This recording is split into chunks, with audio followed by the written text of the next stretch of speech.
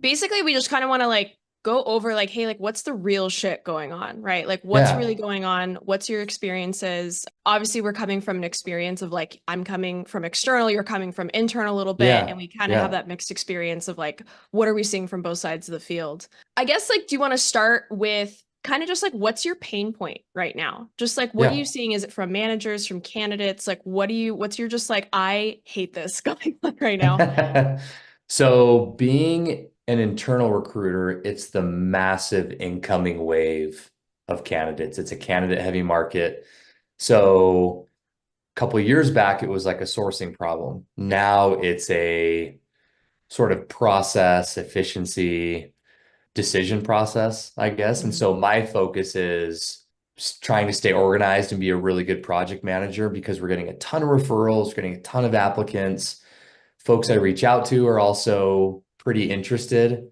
And I think I have somewhat an advantage having my own brand and having the Dragos brand kind of combined makes that an easy wall to break down. But it's just trying to help these managers not feel overwhelmed and be able to guide them through a good interview process, good selection process. And I think we're still developing what that will look like now for this market because it is Hmm. pretty Yeah. new, pretty new Yeah, for because us. we're just seeing saturation. I mean, I don't know if you post a remote role, but then it's like, okay, 25% of those applicants aren't even relevant. At least that's what I'm seeing, Yeah. right? Where it's like Yeah. it's a cashier at Walmart, no disrespect, right? But it's like you're not Yep. qualified for this lead application security engineer. And it's like that's Yeah. kind of the stuff that we're seeing all the time too. Are you getting to the point where it's just kind of like, are you able to still get back to people? Like, are you still kind of at that point Yeah. where it's like we're doable and For we're sure. getting it done there? Okay, cool. Yeah, Yeah, absolutely. what's kind of from the candidate side, you think, like, because I think we originally wanted to talk about, what is that biggest disconnect though that's still happening? I think Yeah. we're doing our due diligence on our side, being like, hey, like, we're trying to source, we're trying to get to back to everybody, we're trying to get good process, but like, what are you seeing from candidates and maybe kind of recruiters as a middle manager, right? In this, where it's like, what are we not getting to, where it's just becoming this like frustrations, right? Yeah. I think a temptation for me, because I've been at Dragos several years, I'm very comfortable here, is it's a temptation to just go on autopilot. Like we've recruited this role before. I know exactly what they need. I have the context. I'm just assuming everything is going to be the same since the last time we did it, especially the roles where I have expertise, professional services, threat intelligence, etc. But what I'm finding is if I do really solid discovery with the manager at the start, Mm-hmm. actually talk about what's the latest that's happening with your team. How's your team doing? What's the Mm-hmm. latest with product or the service you're delivering? I go a layer down than maybe what I'm used to. And I'm actually discovering like, oh, like this changed. You guys are now Mm-hmm. doing this. That's Mm-hmm. interesting. And then last time we hired this person, is there anything new that you're looking for that may be something I can screen for, something I can source for, or what's happening out Yeah. in the market from your perspective?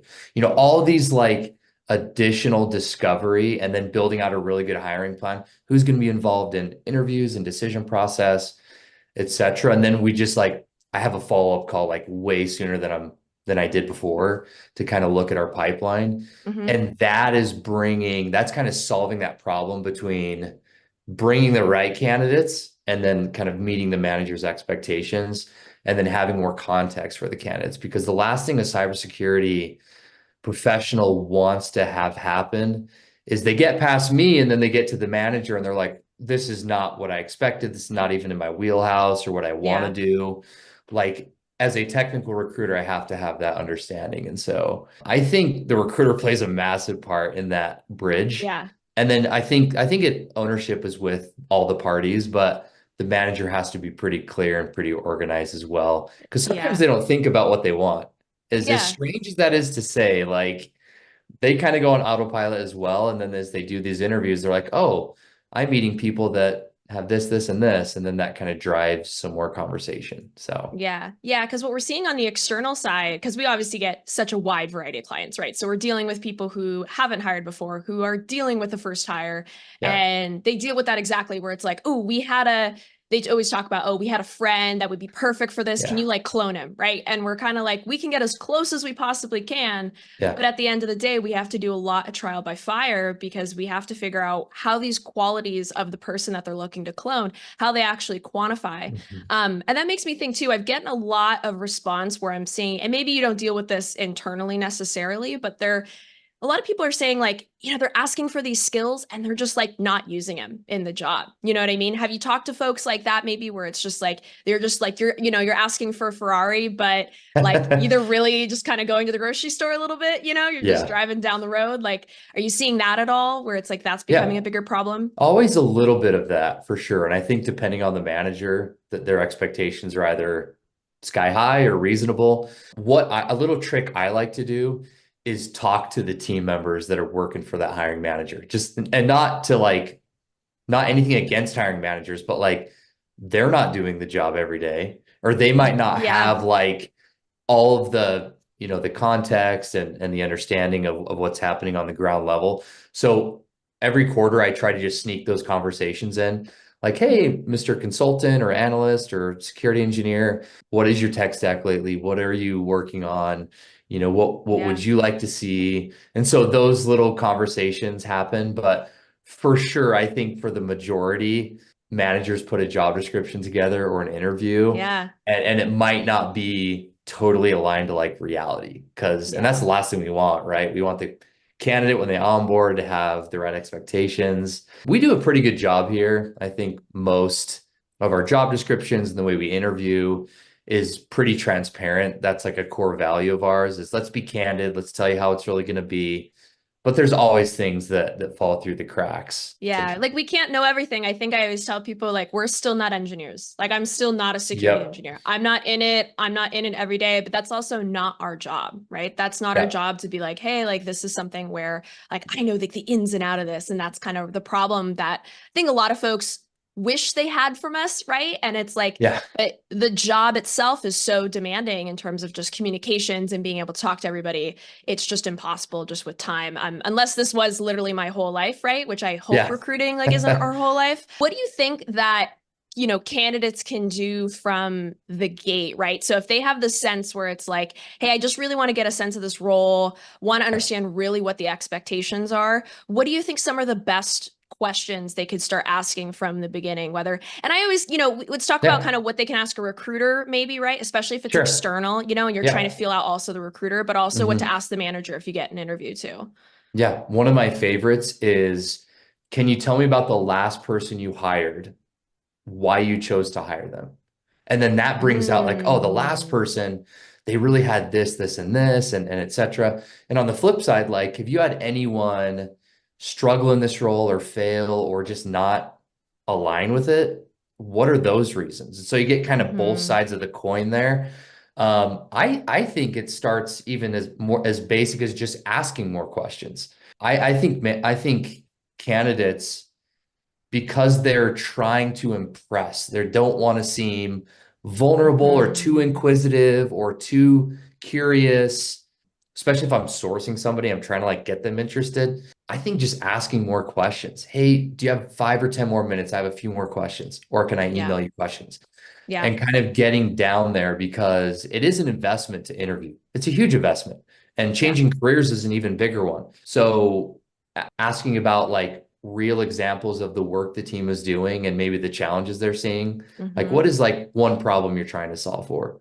Mm-hmm. Or, you know, who are the team members or the departments across the company you struggle to collaborate with? Why is that? You know what I mean? Yeah. Like just some of those things. Like I think we talk in kind of hypothesis in interviews, like how just like fluffy stuff, but it's like, give me real examples. What is your team working on? Mm-hmm. So yeah, that two-way, and I don't think we do a good job of making candidates comfortable. I'm just being honest. Like I Yeah. really try to, but if we can break that wall down and then they can kind of engage a little more, Yeah. I think a lot of managers go in, they kick the door down, they ask their questions, and they don't build any rapport Yeah. with the candidate. Yeah. Yeah. So that's Totally. the other side of it that kind of could Yeah.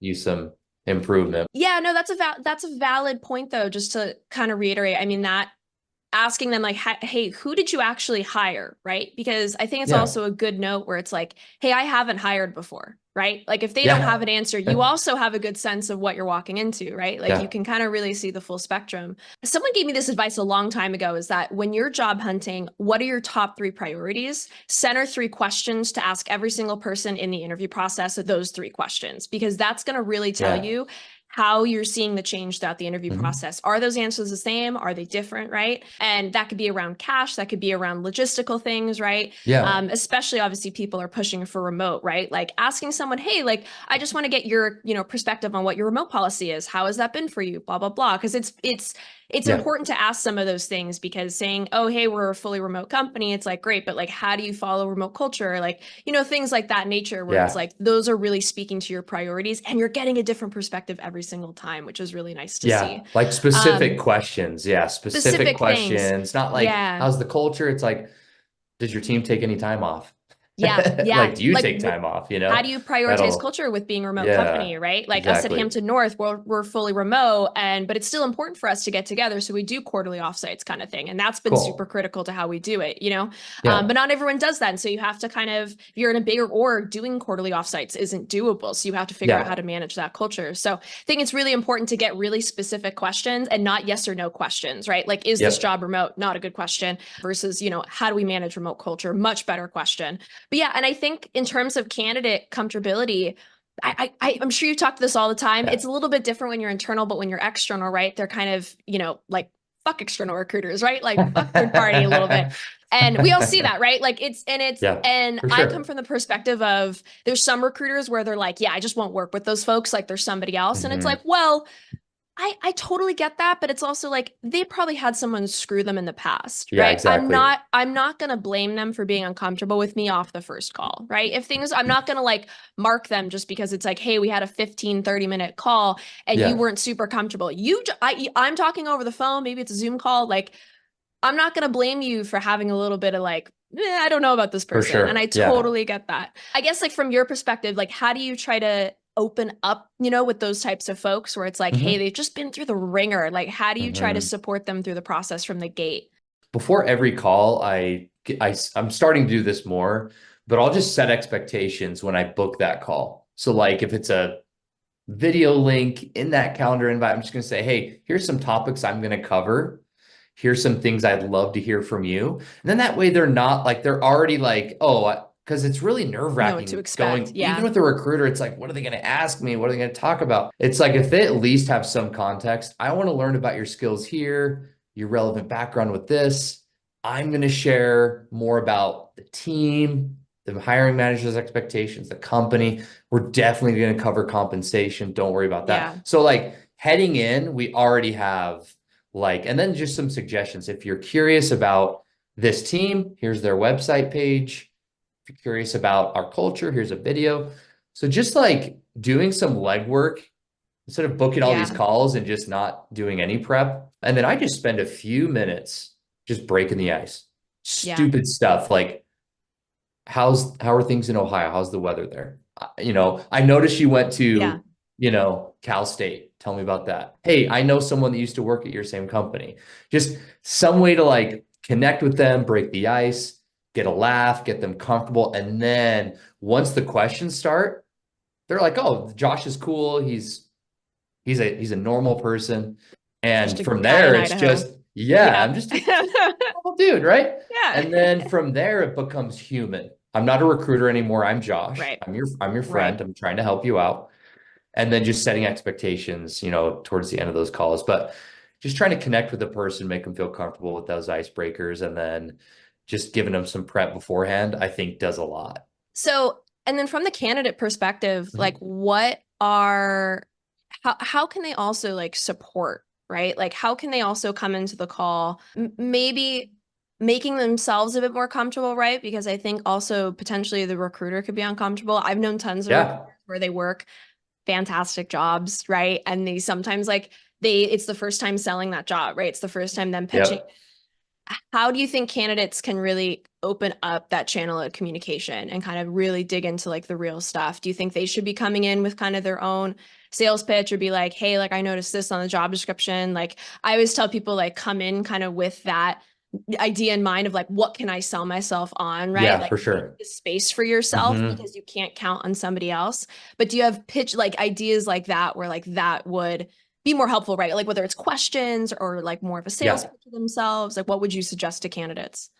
Yeah. I mean, a recruiter's not a technical person, but we're very aware of like what the manager needs. We've done it a long time, like etc. But having said that, what a candidate has to understand is you have a very small amount of time to sell your relevant skills and experience. Because I think a lot of people just like to just regurgitate resumes and talk about their history way back when.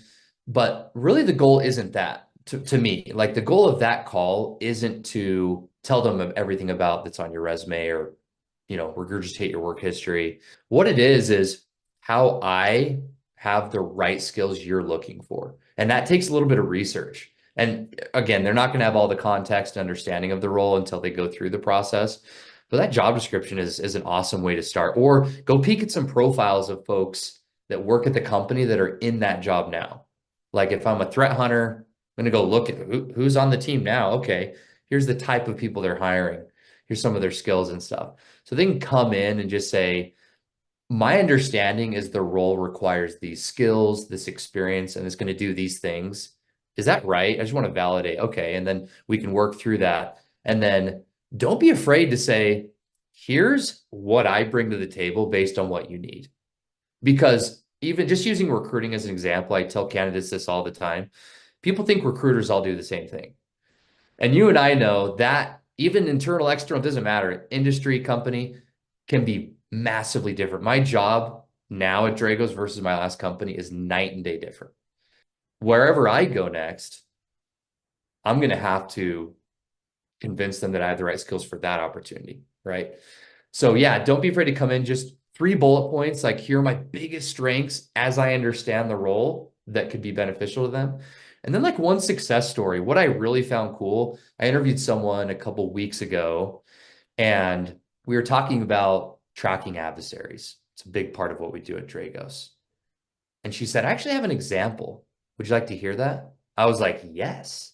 And she, like 3 minutes, she just went through, like, I found this, and then I went down this rabbit hole. Turns out it's a pretty big threat actor in the cloud systems. And then she told me about how she helped the company. And I was like, wow, like, that's so impressive.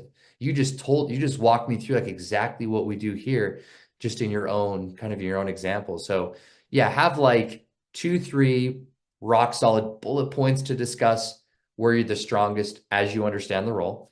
And then like one success story, if you get the example to share one. And then just Absolutely. research. It's cliche to say, but like do your research, right? On the Yeah. company, the team, the opportunity. You can learn a ton in half an hour Yeah. if you make the time. Yeah, I always tell, I don't know if you see this, but in resumes in particular, and I think it goes to how people communicate, what's your impact, right? Like, what Yeah. are you actually doing that makes you different from everybody else? I think what's tough with resumes in particular is you tell what's the responsibility, right? Like, I Yeah. maintain this server, right? Yeah. I did this. Great. There's 3,000 of you doing the exact same thing based on Exactly. what I'm seeing on the resume. And I think people communicate the same thing in an interview where it's like, this is XYZ thing, right? And Yeah. it's like, I don't know how this makes you different. And there's always, what I tell people, there's always something that makes you different. And it's always Yes. nice to have those projects prepped, right? What are the Yep. 2, 3 bullet points where it's like, I know, I absolutely know this project through and through. Like, tell Yeah. me about it. A lot of that initial prep, you only really have to do once. If you're looking for the same types of roles, right? You Hmm. can prep the same types of Yeah, projects, the exactly. same bullets, right? Without having to do that and specify that per company. If you like, especially in cyber, man, like you're going to be kind of, if you're looking for the Yep. same types of roles, it's going to be the same types of questions. Do Yeah. that initial prep work to really get those. I don't want to say scripted, but scripted, right? And you're kind of like, those are planned out. They're structured answers where you can absolutely fall back on those if needed to just make sure that you're communicating your experience. Absolutely. Exactly. Yeah. Anything you want to end on? Anything where you're like, I want to just like floor is all yours, shit on some people. Like, tell me what's going on. What would you want to see So different with folks? yeah. So one thing, this is not like on topic with what we've discussed directly necessarily today, but one thing that is super trendy right now, and I think it's trendy for a good reason, is branding. Like, Ooh, yeah. like it is, I am just shocked. Like, I don't really understand. My wife teases me about this. She's like, how many people know who you are? And I'm like, a lot, but I think it's even more than I understand because I'll talk to somebody in like Norway and they're like, wow, I love your content. Yeah. Like I love the podcast you did. I Yeah. love the whatever thing the blog you wrote or whatever. So in all things, like whether you're a recruiter, a technical person, a business leader, like don't be afraid to put yourself out there Yeah. because the upside is essentially unlimited. Mm-hmm. And it doesn't, you don't have to be known on a huge scale. Just be known for you and for your little pocket of expertise and your little industry. Because even in cyber, there's these little communities and pockets and different groups. For sure, that's becoming a differentiator and an advantage for companies like Yeah. Dragos, especially. Like we make waves because of who we are. And Yeah. we have thought leaders in the company. We have Yeah. people with big voices and that are thought leaders and experts. And that even on the candidate side, like if you can like become recognized in certain circles, like Huge. that puts you, I mean, in a tough market like this, like it's gonna definitely do good things for you. Like Yeah. do all the things you need to do. Like Yeah. hustle, apply, tighten up your marketing, but also like become known, throw Yeah. yourself out there even in small circles. And at Hampton Yeah. North, you guys crush that. We're Everyone doing knows who our you best. are. No, I mean, like, I think what's really nice is like there are recruiters kind of like yourself, right? Where it's like they're just putting out good content, right? And Sure. I think I try to tell candidates the same thing where, look, at the end of the day, if all else fails, if you're not the best networker, right? If you Yeah. don't have like that best Hmm. intro to folks and you're just not comfortable kind of doing that cold outreach, post your own stuff. Like, Exactly. Yeah. post your own content, like even if it's something you're passionate about, something, because that allows you, like how the LinkedIn algorithm works is like obviously like your connections can comment on stuff and do that, but also Yeah. then their connections can then also see it, right? Because a lot of the Exactly. notifications like will allow that broader outreach every Yeah. single time. Yep.